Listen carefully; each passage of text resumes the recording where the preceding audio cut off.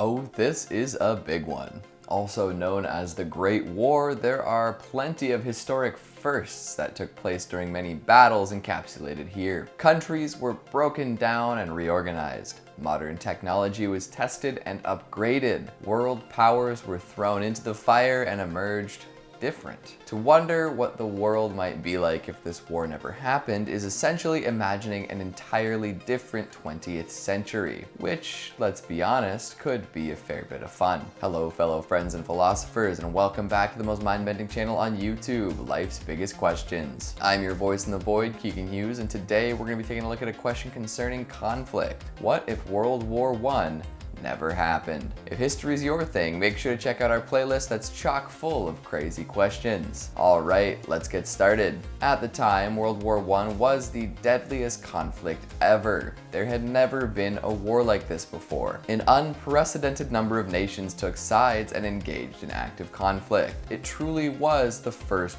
World War. So what if it didn't happen? Well, we've got to understand what was going on in the world at the time to come up with a good idea. So let's start in 1914. Europe was going through a rough patch.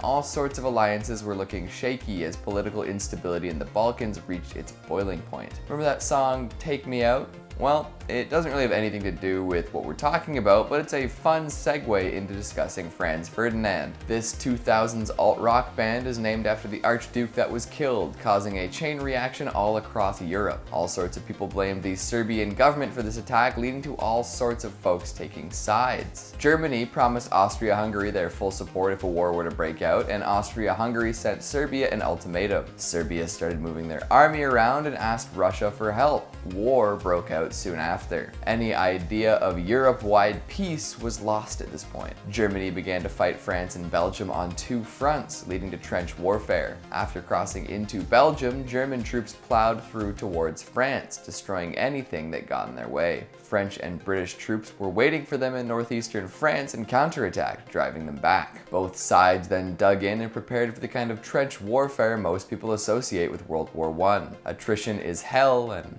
everyone involved felt it. On the other end, more to the east, Russia was attempting to invade German-held East Prussia and Poland. They were never truly able to break through German lines though. The lack of success on the battlefield hurt their morale, which was already kind of low at home thanks to an unstable economy and scarcity of supplies. Vladimir Lenin and the Bolsheviks led the Russian Revolution, taking out the Tsar and ending Russia's participation in World War I. They had their own civil war to deal with now. During all this conflict, the USA managed to stay neutral while still selling things to some countries at war. German submarines had something to say about this though, and sunk some commercial and passenger ships containing US civilians. This really made folks angry when they ended up sinking the Lusitania, which was traveling from New York to Liverpool. Eventually, US President Woodrow Wilson called for a declaration of war against Germany. Conflict saw all sorts of land change hands during this war. In fact, it shaped plenty of what we know as modern Europe. We'll get to that in a minute. Partway through the war, technology became a very important asset. The largest naval battle ever took place between Britain's Royal Navy and the Imperial German Navy. And of course, planes were used in combat for the first time. It had barely been a decade since the Wright brothers changed the world forever, and militaries were chomping at the bit to make use of airplanes. At first, they were only used for surveillance, but soon enough, folks began to mount machine guns on planes. This was interesting at first, as a mistimed bullet could destroy the plane it was shot from, but many strides were made quite quickly. There was also the introduction of chemical weapons, usually known as gas. Gas caused less than 1% of the total deaths in the war, but was banned later on regardless. However, these chemicals have made their way into peaceful use as industrial reagents and in pharmaceuticals. Back to the war itself, as more and more countries rallied behind allies and many of the German-associated nations were weakened by internal conflicts, the war was seemingly coming to an end. Germany sought an armistice on November 11th, 1918, and the war was over. Folks wanted to build a world where they were safeguarded against similar conflicts in the future. This desire gave birth to the Treaty of Versailles, which codified peace terms between the Allies and Germany. Germany more or less took all of the blame for starting the war and was regarded to pay up in the form of land, reparations payments, and demilitarization. That couldn't possibly have any negative repercussions down the road, now could it? Now that we've outlined the conflict itself, we should probably get to the question at hand.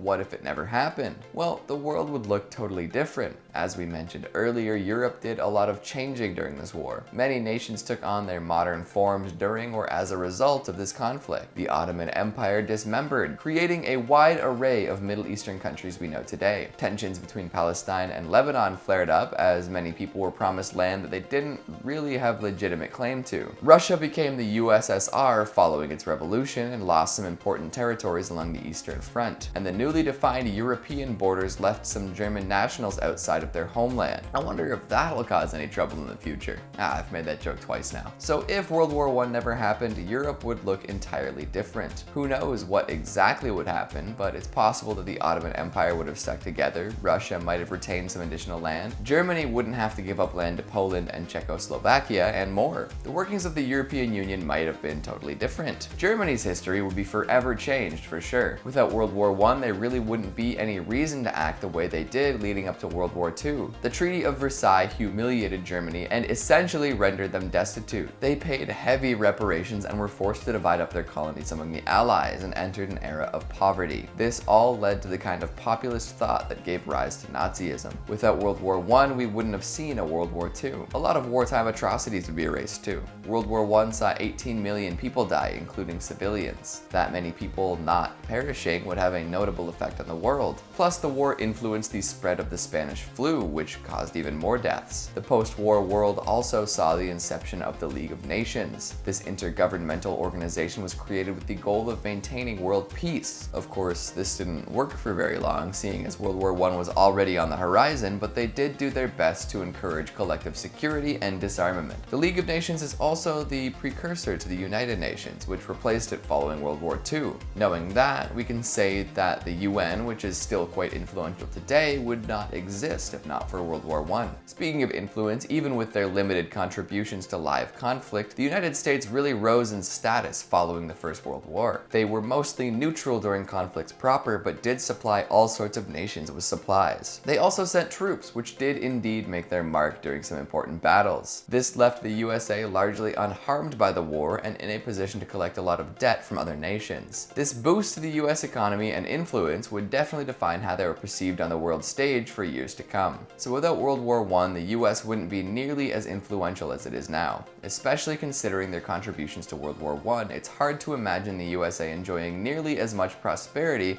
without world wars. With all of these cascading effects, it's easy to see how different the world would be if World War I never happened. It's not exactly easy to see how the world would change though. A lot of the things that were fast-tracked during the war would have likely come to fruition eventually, but not in the same way. Conflicts between nations would play out in different ways, and wartime technology might develop a little bit slower. Borders would move in unpredictable ways, and nations would rally around new causes. The world would be different, but we wouldn't know it. Because if World War I never happened, we wouldn't be talking about it. So what do you think?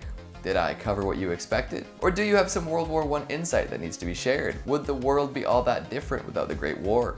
Make sure you let me know down in the comments. Speaking of comments, let's take a look at some of your more perpetual ones from What If China Hacked the US Elections? London James 33 says, this can't get any worse. September, spots colossal titan walking and emitting steam. Quick everyone, behind the city walls. Hopefully we can train up some crazy wire-swinging sword heroes really quickly. Pokemon Pro says, what if Captain Marvel and Thor fought? Who would win? Marvel shareholders and Disney Plus subscribers. I think the fight could go either way depending on what version of each hero you're backing. Gaming Wolf says, what if Peter Jackson directed the sequel trilogy of Star Wars? Maybe we'd get some groundbreaking new ideas for once. Or maybe just a bunch of really cool technology. Darth Slav Knight says, everyone's first, but who's second? I don't know about you, but I prefer minutes to seconds. Don't even get me started on hours. Juri Han says, what if the president was decided by a street fight instead of an election? Damn.